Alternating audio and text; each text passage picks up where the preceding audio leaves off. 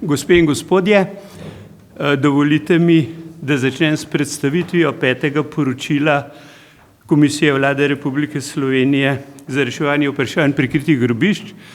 Veseli me, da smo izšli pravzaprav v času, ki upravičuje naše posvetilo.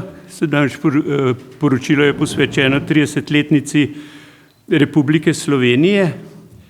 Lahko bi mu rekli primopredajni zapisnik, namreč delovno področje komisije je bilo ravnokar zakonodajno prenešeno iz Ministrstva za gospodarski razvoj in tehnologijo v Upravo za vojaško dediščino na Ministrstvu za obrambo.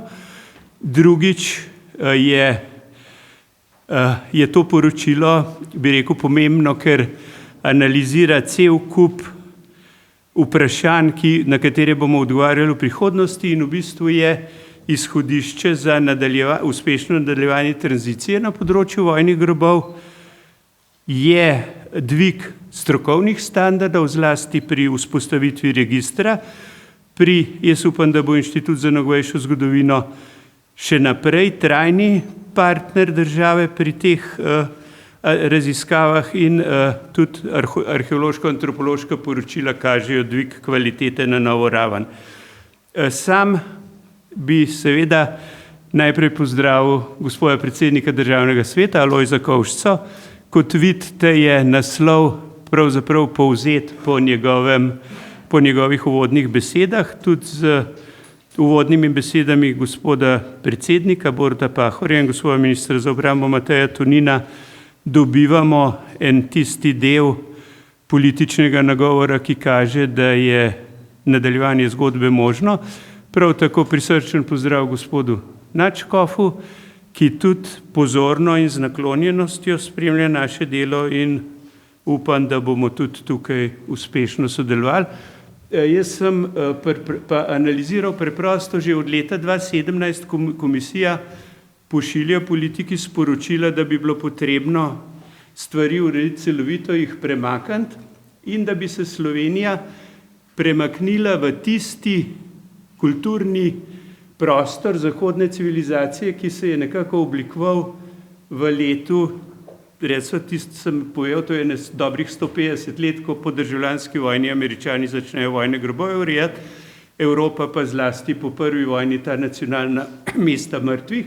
V Sloveniji smo na simbolni ravni leta 2017 dobili tako sporočilo, ampak seveda slovensko okolje je razmeroma dinamično.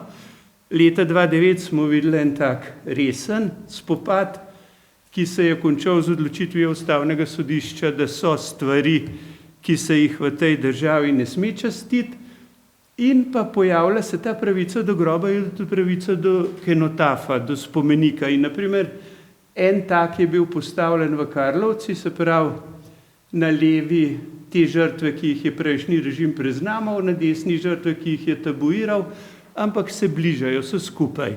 Takih spomenikov imamo še nekaj, ampak na drugi strani je pa glavno mesto z županom, njegovimi častnimi občani in še marsikom, je pa zagovornik tega, da ni pravice do groba za vse. Ampak tako je slovensko razmerje. Ta hip imamo mi približno takole sliko znotraj Slovenije, se pravi okrog 120 pokopališč prve vojne, ocena bi bila možna okrog 80.000 pokopanih, to je Soška fronta, in pa okrog 1000 pokopališč grobov iz druge svetovne vojne v registru, in pa seveda večino ne v registru. Stanje ni rožnato, se pravi neznana ali izbrisana iz registrov je večina slovenskih grobov prve in druge vojne, in pa Republika Slovenija ne ureja vojnih grobov, pokopališč in grobišč v skladu z lastno zakonodajo in mednarodnim pravom. Taka je diagnoza. Kostnica leta 1939, to je po oceni Marka Štepca okrog polovica žrtev je Slovencev, se pravi, to je največji grob slovenski prve vojne, in pa množica kenotafov. In pa ob 100-letnicah smo doživeli kulturno-spominsko revolucijo, se pravi prvi spomenik na Doberdobu, prvi spomenik v Gorlicah za Galicijo, Ukrajino, se pravi ocene so še tukaj, ampak na inštitutu je ta hip okrog 26.000 imen žrtev upisanih v bazo prve svetovne vojne, se pravi 10.000 in nekaj jih še manjka, ampak po drugi vojni nastopi nov svet, ampak že v prvi Jugoslaviji seveda so ti slovenski grobovi v bistvu upor proti centralizmu oziroma recimo Soluncem, ampak druga je uničenje grobov in se pravi prva naloga Slovenije je bila resnica. Če smo prej imeli uradno 4%, žrtev jih imamo zdaj skoraj 7%. Se pravi, popis inštituta je v temelju spremenil razmerja. Realnost je pa taka, da je v uradnem registru Republike Slovenije iz druge svetovne vojne manj kot 20.000 pokopanih.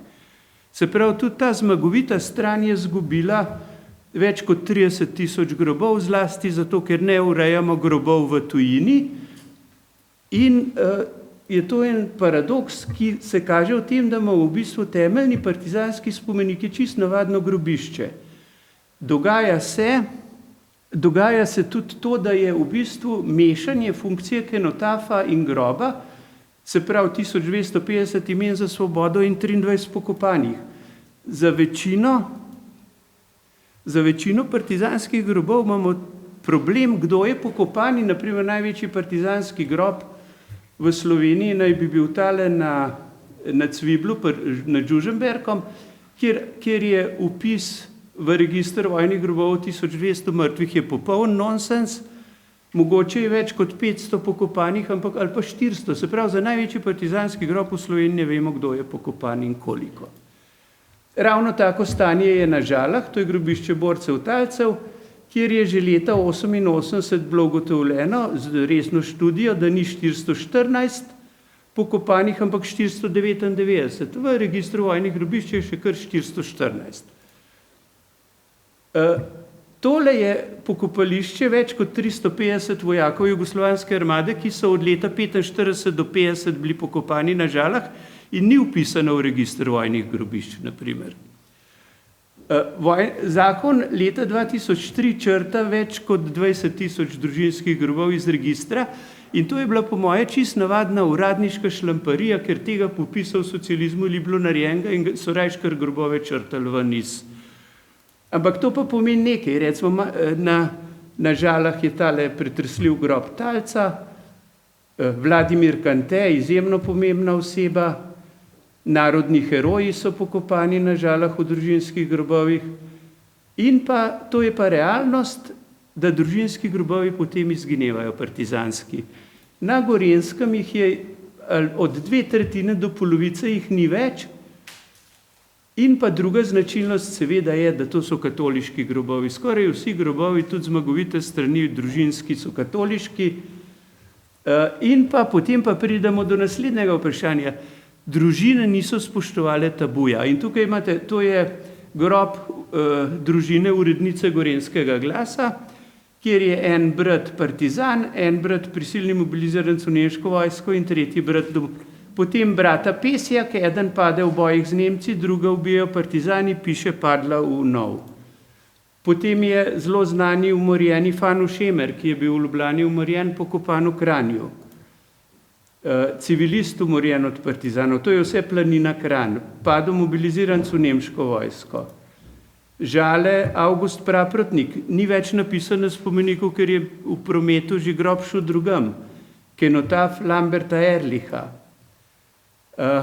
Grobišče talcev, kjer je po evidenci Žal, v grobu talca je pokopana družina, ki jo umorijo partizani. To se pravi, to so vse stanja, ki jih velja raziskati. Poražena stran ali pa stran tabuiranih žrtev se je mogla zateči tukaj kenotafe, največji so farne spominske plošče z značilno ikonografijo in izvedbo.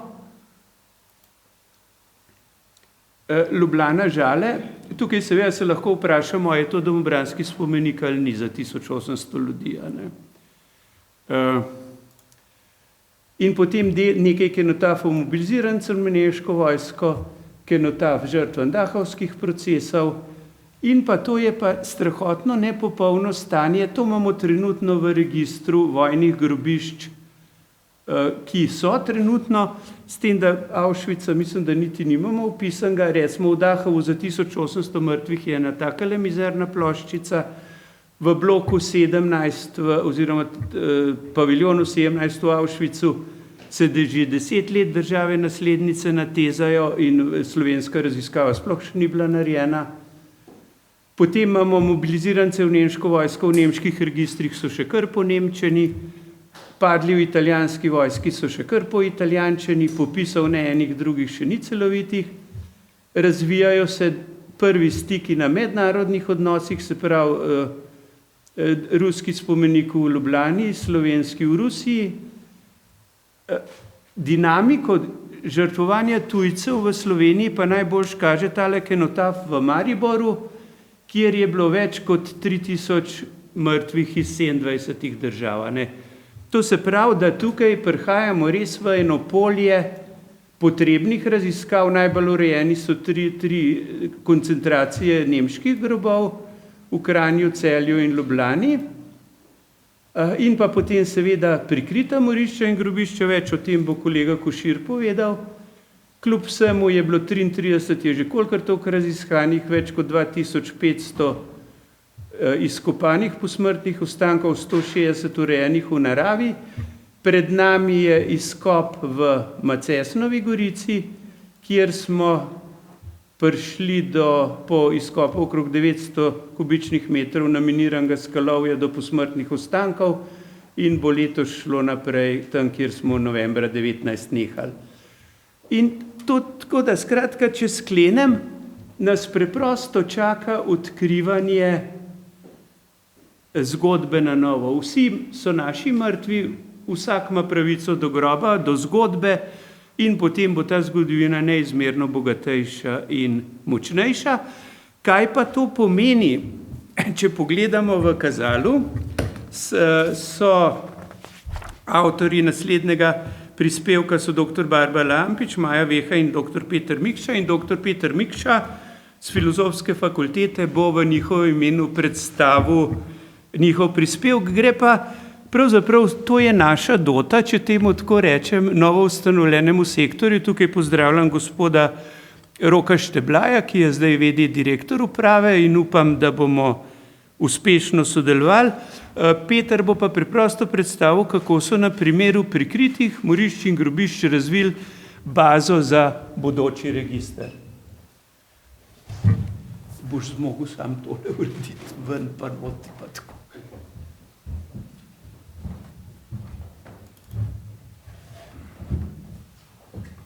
Lepo zdrav, še v mojem imenu, hvala za najavo. Sem eden od 3 avtorjev oziroma soavtor prispevka z naslovom, moram prebrati, ker je le tako dolg, Nova podatkovna in prostorska baza prikritih vojnih grobišč kot podlaga za upravljanje registra vseh vojnih grobišč.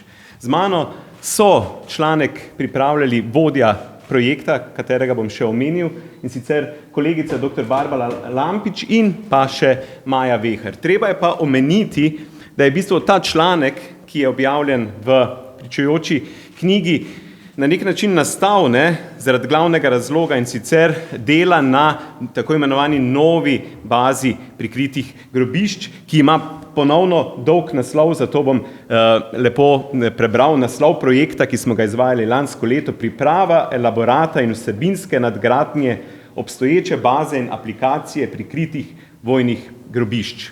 Torej, gre za to, da je lansko leto, torej leto 2020, na naslov kolegice Barbare Lampič, ki je zelo domača v podatkovnih bazah kot geografinja, prišla ideja oziroma prošnja, da bi se posodobila baza prikritih grobišč, ki je na nek način obstajala, za katero smo vedeli, ampak v bistvu ni bila dosegljiva celo za najožje, na primer sodelavce raznih komisij. Torej je obstajala, ni pa bila delujoča oziroma ni bila uporabna. Ker je Barbara geografinja, ki se ukvarja zelo z podatkovno bazo, je povabila še 2 zgodovinarja, torej kolegico Majo Vehar in mene, da pomagava pri bistvu tej zraven tehnične strukture teh podatkovnih baz, ki so pač narejene z njihovimi programi, da pač metodološko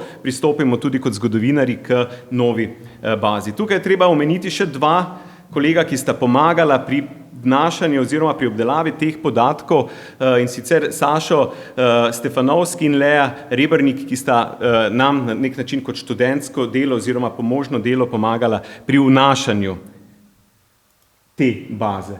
Torej, še danes obstaja stara, tako imenovana stara baza prikritih vojnih grobišč, ki je na nek način začela nastajati v začetku tega tisočletja. Torej, nekako od leta 2002 do 2009 je nastalo večina, kar je v tej bazi. Torej, vemo, da v tem času prihaja do novih podatkov, novih lokacij, novih spoznanj, novih zgodovinskih virov in vse to je bilo potrebno pripraviti in ustvariti z njimi bazo.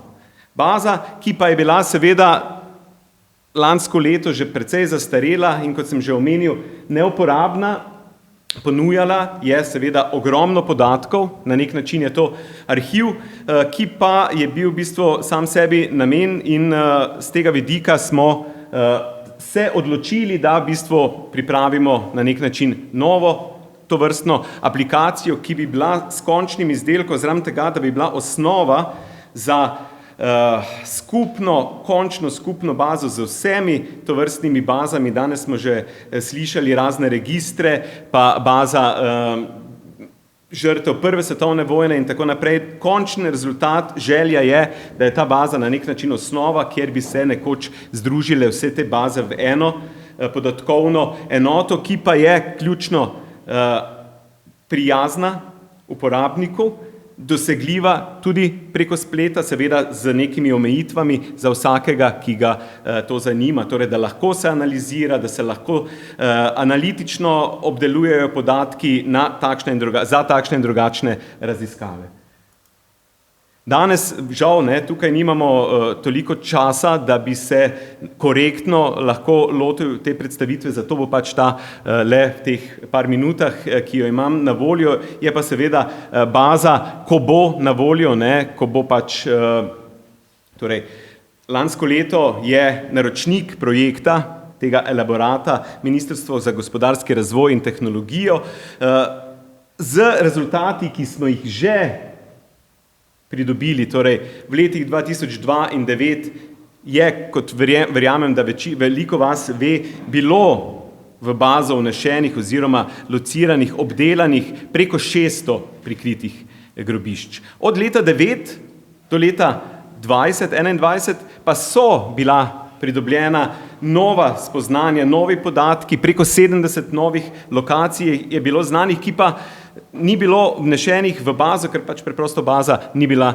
funkcionalna. Tako smo se mi lansko leto lotili, torej najprej tehnične strukture, torej kako naj bi nova baza izgledala.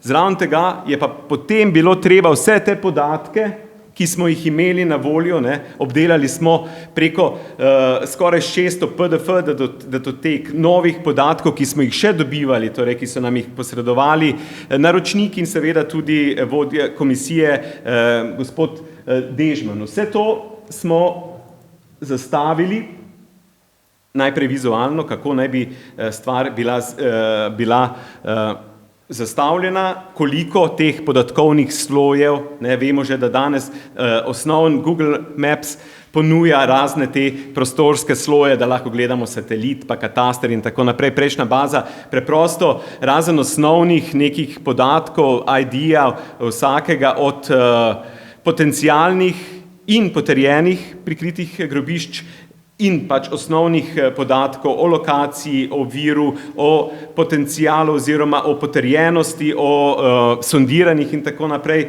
Ni bilo, mi smo pač zadevo zastavili širše, zastavili smo jih tako, da imamo preprosto 6 glavnih sklopov z seveda podsklopi oziroma tako imenovanimi atributi, kjer lahko danes torej se vnaša iz vsakega računalnika, seveda, če si skrbnik, nove in nove podatke, se nadgrajuje zadeva in se povezuje, kot sem že omenil, z ostalimi podatki, ki jih bomo navzkrižno nekoč lahko povezovali. Torej, tukaj imamo osnovne, torej identifikacija, opis grobišča, lokacija, terensko delo, izkop, ureditev in vzdrževanje.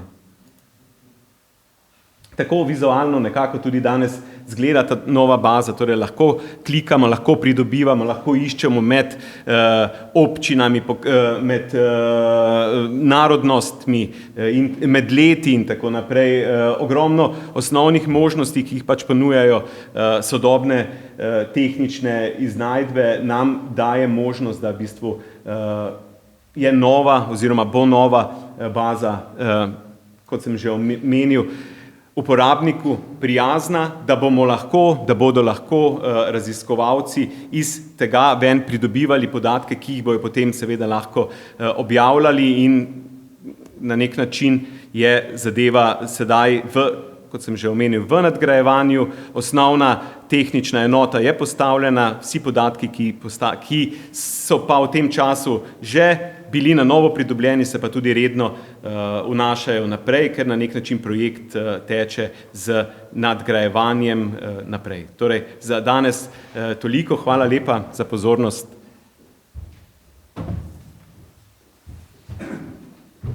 Takole, gospoda Peskarja, mislim, da ni tukaj, ampak skratka, naslednji temeljni prispevek, kot sem že omenil, je, skratka, gospod Robert Peskar je kljub vsemu, mi smo skozi imeli težavo z Ministrstvom za kulturo priti v normalen stik tudi pri vpisu prikritih morišč in grobišč v register, ampak tukaj imamo prvič, da je Zavod za varstvo kulturne dediščine v enem aktivnem prispevku razvil svoje poglede.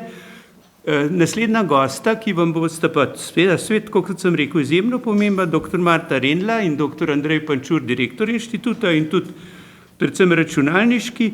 Jaz bi na začetku tako rekel, mi moramo inštitutovo delo ceniti v izjemnem volumnu. Imamo 100.000 približno imen žrtev, vse ostalo je pa seveda zaradi slovenskih posebnosti še ogromno dela za upravljanje. Nad polovico je že preverjeno v matični knjigi, drugo še ni, ampak to vprašanje groba, ki sta se ga lotila tukaj, bosta pa predstavila zdaj, ampak tako kot jaz verjamem, da je nadaljevanje dela inštituta na tem projektu ključno, da bomo prišli do enega stanja, ki bo omogočalo pa tudi upravne in druge postopke. Izvolite.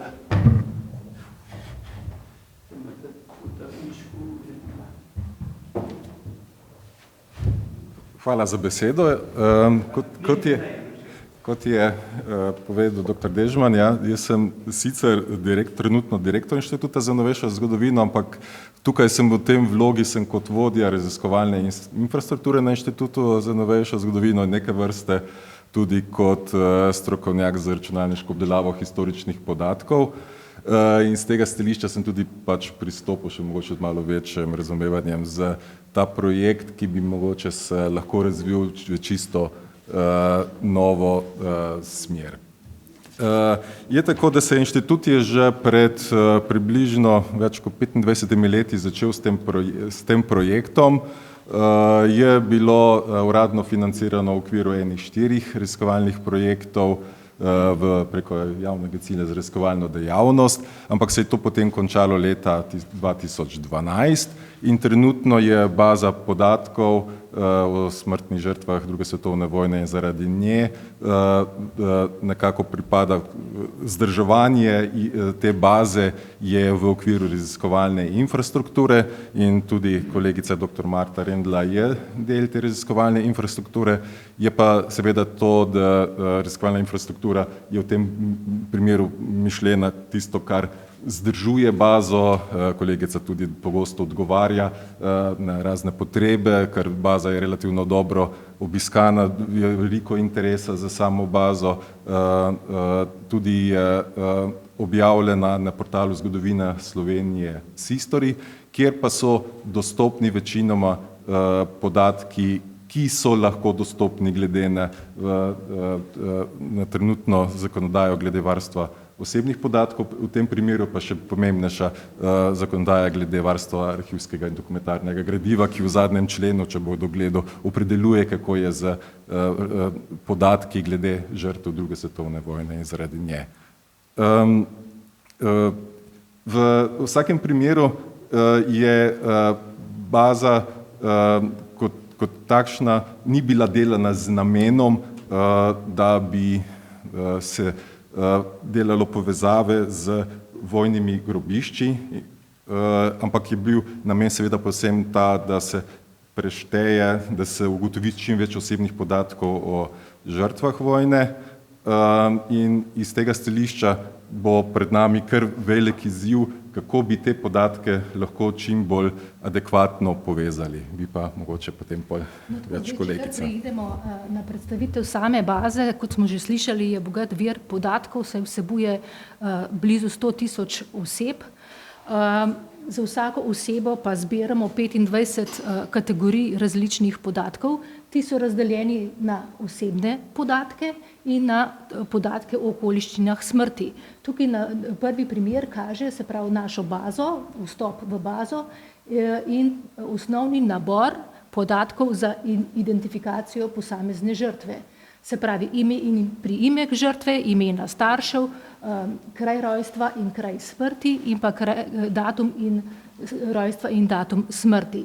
Potem na naslednji pa imamo možnost naprednega iskanja, kjer je nadaljnjih 15 kategorij podatkov. Tukaj tak primer kaže prvih 100 zapisov za žrtev na območju današnje Republike Slovenije. Tako, zdaj pa, če gremo kar na samo predstavitev našega prispevka, ki je bil poudarek, se pravi, želeli smo predstaviti tisti del baze, sicer v sami bazi lahko govorimo, kot smo že slišali, v presežnikih, ampak tukaj pa smo želeli izpostaviti tisti del, ki je slabše raziskan. To so kraji smrti, predvsem pa kraji pokopov, a ne? Namreč le za dobro tretjino žrtev je znan kraj pokopa, a ne? In tukaj zdaj vidimo, se pravi, prva tabela prikazuje število žrtev glede na državo smrti in državo pokopa. Tukaj je samo en del držav, a ne, namreč umirali so po vseh, se pravi, po skoraj blizu 50 državah sveta, a ne? Tukaj pa samo en del prikazan. Seveda največji del oseb je izgubil življenje na območju današnje Republike Slovenije, to je več kot 63.000 in se pravi, blizu toliko je tu tudi pokopanih. Za desetino oseb ni znano, v kateri državi so umrle, a ne? Za 2/10 pa ni znano, kje so pokopane. No, če gremo potem kar na naslednjo tabelo, ta pa prikazuje kraje smrti in kraje pokopa in sicer tiste, v katerih je z več kot 100 žrtvami, a ne?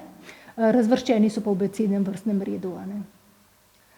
Se pravi, tukaj bi mogoče še povedala, da posamezni kraji smrti in kraji pokopov so tudi sem in tja orientacijske narave, recimo ni točnega kraja, ni znan, v primeru, ko ni točen kraj znan, je navedeno recimo pokrajina, Dolenjska, Primorska, Pohorje, Savinjska dolina ali še kaj širšega, ne, recimo v tujini vzhodna fronta. Se pravi, naslednje je nadaljevanje prejšnje, ne, se prikazuje enako kraje smrti in kraje pokopa z več kot 100 žrtvami. In potem se pomaknemo že na zadnjo tabelo, ta pa prikazuje kraje pokopa v Republiki Sloveniji po številu žrtev. Se pravi, v levem kotu, v levem delu so prikazane število žrtev,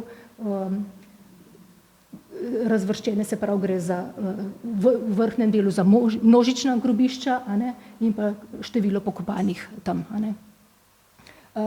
Tukaj lahko vidimo, se pravi, da je znano, da je za več kot 25.000 oseb je znano, kje so pokopane v Sloveniji, a ne, za več kot 34.000 oseb pa je ostalo še neugotovljeno. In to je zdaj naš nadaljnji izziv s povezovanjem baz. Toliko. Hvala lepa.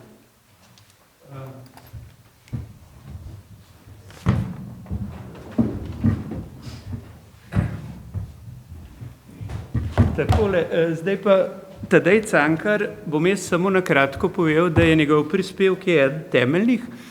Komisija namreč želi ta, recimo to epistemologijo ali pa vedenje, se pravi, to se reče smrt v prisotnosti oblasti, približno do leta 50 lahko nekako sledimo tem zaporniškim knjigam, se pogovarjamo o oceni, koliko ljudi je bilo po vojni, po arestih in tudi lahko iščemo potem, kaj se je s temi ljudmi dogajalo.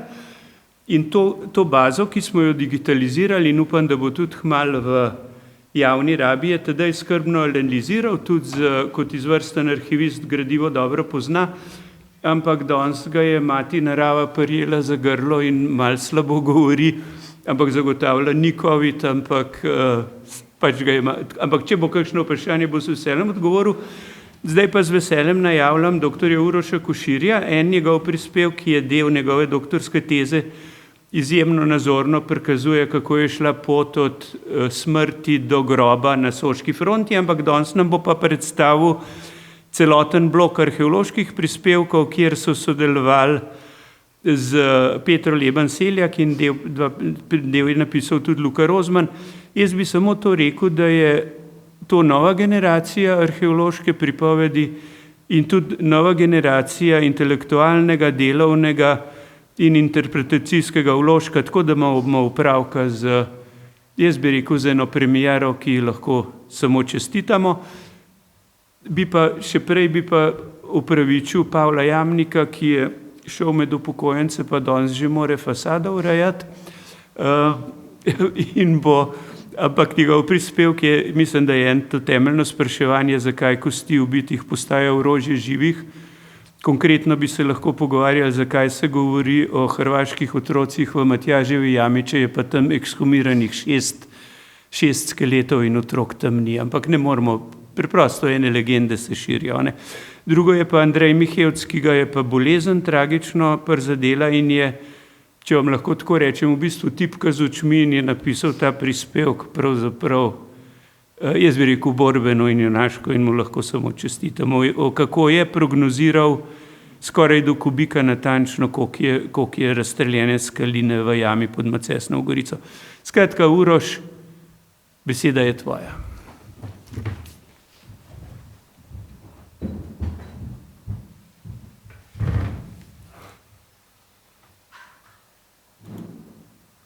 No, vsem en lep pozdrav. Kot rečeno, v sklopu knjigi z naslovom Morišče in grobišče zajema 8 prispevkov. Jaz vam bom na tem mestu predstavil 6 prispevkov, ki prikazujejo rezultate terenskih raziskav. No, prvi prispevek je posvečen novemu grobišču v Kočevskem Rogu z imenom Brezno 3 pri grobišču. Samo Brezno je bilo odkrito leta 2020 v neposredni bližini partizanske bolnišnice Stari Log.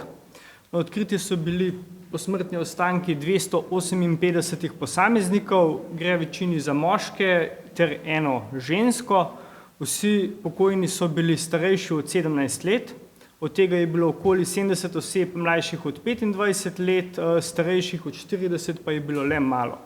No, glede na poškodbe na posmrtnih ostankih in na odkrite ostanke streliva je bilo ugotovljeno, da je bila večina umorjena z strelnim orožjem. No, ob samih posmrtnih ostankih pa je bilo odkritih tudi 1676 predmetov, na podlagi katerih je bilo ugotovljeno, da gre tako za civiliste kot tudi za pripadnike različnih oboroženih sil.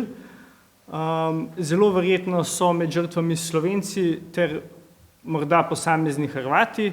No, iz odkrite situacije pa je bilo ugotovljeno, da je šlo za 2 ločena poboja, se pravi, prva večja skupina žrtev je bila čez nekaj časa zasuta, za njo pa so pobili tudi to drugo skupino, ki je jamo verjetno zasipavala. No, prispevek prinaša podrobno antropološko analizo posmrtnih ostankov, analize odkriti, posebno odkritih predmetov, na podlagi katerih so bile podane domneve tako o narodnosti kot tudi o pripadnosti žrtev.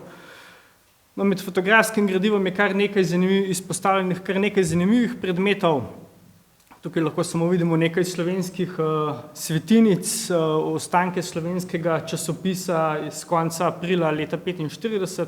No, med najbolj zanimivimi pa je vsekakor prstan z opraskanim datumom 18.5.45, ki jasno nakazuje, da se je poboj zgodil že po končani vojni. No, naslednji prispevek obravnava raziskavo grobišča Mihcovo Brezno pri Dobcu. Raziskava je potekala v lanskem letu. Odkriti pa so bili posmrtni ostanki 3 žrtev, ki so bile pobite leta 1942. No, glede na ustna pričevanja naj bi bile v Breznu prvotno 4 žrtve, ena pa je bila že v času druge svetovne vojne iz Brezna vzignjena in pokopana na pokopališču v Begunjah pri Cerknici. No, na podlagi ustni viri so govorili o 3 žrtvah, da ni bi bila ženska stara okoli 50 let, 16-letno dekle in 18-letni fant. No, antropološke analize posmrtnih ostankov so to tudi potrdile, saj gre res za žensko staro nad 35 let, za mlajšega moškega starega med 18 in 25 let, ter za dekle staro med 14 in 16 let, tako da na podlagi tega bodo upravljene tudi nadaljne DNK raziskave za potrditev identitete. No, tretji prispevek prikazuje zopet eno večje grobišče, govori o ekshumaciji posmrtnih ostankov iz protitankovskega jarka pri Mostecu pri Dobovi. Raziskava je ravno tako potekala v lanskem letu.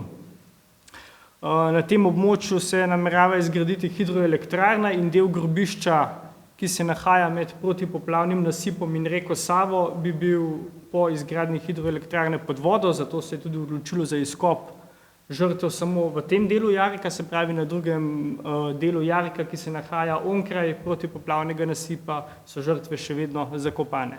No, v slabih 21 metrih jarka je bilo odkritih 276 oseb.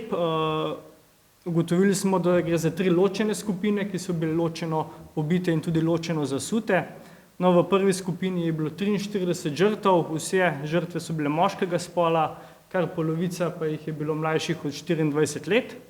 No, v drugi skupini je bilo 71 žrtev, od tega moški ter 15 do 20 žensk in polovica vseh oseb mlajših, večina je bila starejših kot 24 let, najmlajša ženska pa je bila stara okoli 16 let.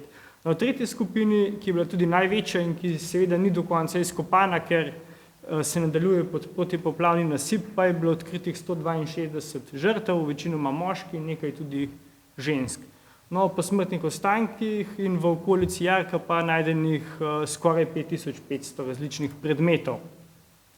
Zdaj, na podlagi tako spolne kot starostne strukture žrtev in na podlagi odkritih predmetov je bilo ugotovljeno, da gre v prvi skupini za pripadnike vojaških oboroženih sil, v drugi skupini so prevladovali civilni predmeti, tako da gre zelo verjetno za večinsko civilno prebivalstvo, no, tretja skupina pa je bila nekako mešana, civilisti in vojaki, vendar zopet s prevladujočo to vojaško prisotnostjo.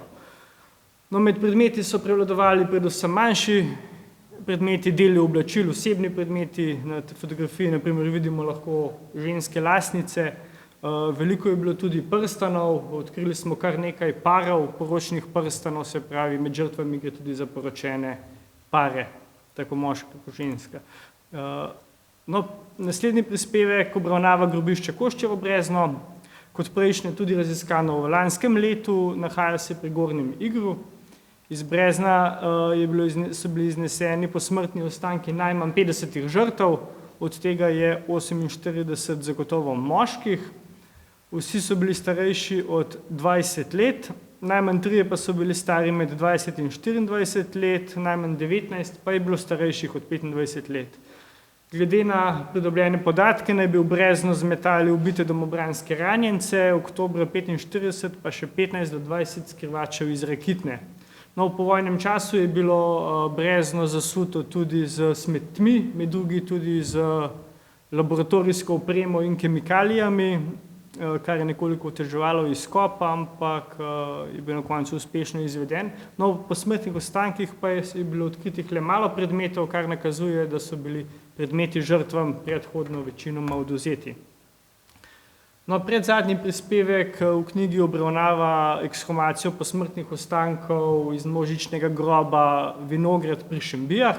Raziskava je bila opravljena konec leta 2019, začetku leta 2020. Odkriti so bili posmrtni ostanki 31 nemških vojakov, ki so padli v boju, na kar so nakazovale strelne poškodbe po vseh delih telesa in značilne poškodbe eksplozij granat in min. V tem primeru je bila individualizacija mogoča, se pravi, vsakega posameznika se je posebej dalo izkopati. No, o posmrtnih ostankih skoraj 800 predmetov, od tega 20 prepoznavnih ploščic, no in 16 teh ploščic se da popolnoma prebrati vse napise, kar bo morda omogočilo nadaljnjo identifikacijo žrtev. Ta prispevek prikazuje natančno antropološko analizo za vsakega posameznika, se pravi za vsakega padlega vojaka, vemo njegovo okvirno starost, telesno višino, morebitne poškodbe, ki so tudi prikazane v prispevku. No, prispevek se prikazuje, kot rečeno, individualizacijo, tako da je vsak posameznik bil tudi natančno, njegov skelet natančno izrisan in tako kot tudi lega v grobu. No, zadnji prispevek v knjigi pa predstavlja brezno v Debliških livadah in predmete žrtev povojnih pobojev. Iznos materijala iz brezna se je potekal v letu 2018-2019. Samo brezno se nahaja tik ob cesti, ki vodi skozi Kočevski Rog in v bližini jame pod Krenom. No, glede na govorice naj bi bili v breznu posmrtni ostanki ranjencev, v povojnih letih pa je bilo brezno popolnoma zasuto smetmi, zato se je odločilo, da se brezno izprazni in preveri, ali so v njem res posmrtni ostanki. No, ugotovljeno je bilo, da v breznu ni bilo posmrtnih ostankov, so pa leta 2018 jamarji odkrili večjo količino predmetov iz časa druge svetovne vojne, zato je v letu 2019 potekala tudi raziskava ob arheološkem nadzoru. No, odkritih je bilo več kot 2000 predmetov in več kot 14 kg nerazpoznavnih kovinskih kosov, ki jih ni bilo mogoče identificirati, in skoraj 10 kg staljenih aluminijastih kosov, ker smeti so bile v povojnem času zažgane, kar je seveda poškodovalo tudi te predmete iz časa druge svetovne vojne. No, vsaj dobršen del predmetov lahko zagotovo rečemo, da so pripadali pripadnikom četniških enot, med njimi tudi srbskega prostovoljnega korpusa, no, nekaj predmetov je tudi hrvaškega izvora, nekaterim pa žal, za nekatere se pa ni dalo ugotoviti, kdo jih je uporabljal, ker so, naprimer, nemško opremo so uporabljali različne oborožene sile, tako da ni bilo mogoče ugotoviti, kdo jih je v resnici uporabljal. No, prispevek prikazuje analizo vseh predmetov, ki je bila razdeljena v različne kategorije, kot so čutare, menaške, jedilni pribor, brivski pripomočki in podobno. Več o tem si lahko pogledate v prispevku.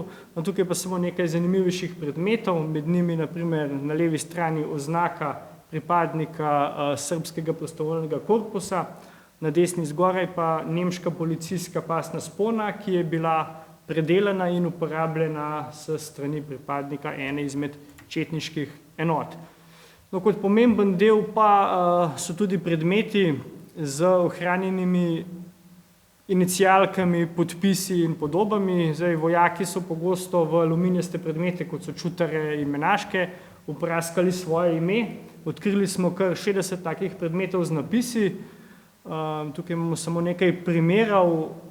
Nekateri so v latinici, nekateri v cirilici, no, med pomembnejšimi pa so seveda tisti, ki nam prinašajo imena in priimke, in naprimer za Borivoja Lazareviča je komisija posredovala tudi pri kolegih v Srbiji, ki so v arhivu našli podatke, osebne podatke o tej osebi, da je tudi izginila leta 1945 in njegova usoda ni poznana, no, sedaj pa vidimo, da je zelo verjetno končal v jami pod Krenom. To bi bilo z moje strani na hitro vse. Hvala.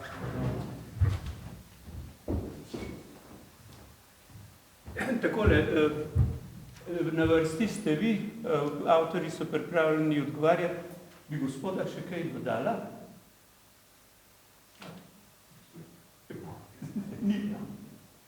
Ni potrebno. Skratka, jaz bi rekel, da računamo, da bomo v oktobru prav na Državnem svetu pripravili eno posvetovanje, kjer bi poskušali povzetke v angleščini pripraviti, tako pa, da bi eno mednarodno uveljavitev, recimo problema in rešitev, ki smo jih predlagali, pripravili. Je še kakšno vprašanje? Če ne, če bo kdo želel, avtorji so na razpolago. Vsem se vam zahvaljujem, da ste prišli in upam, da bo delo teklo lepo naprej. Hvala lepa.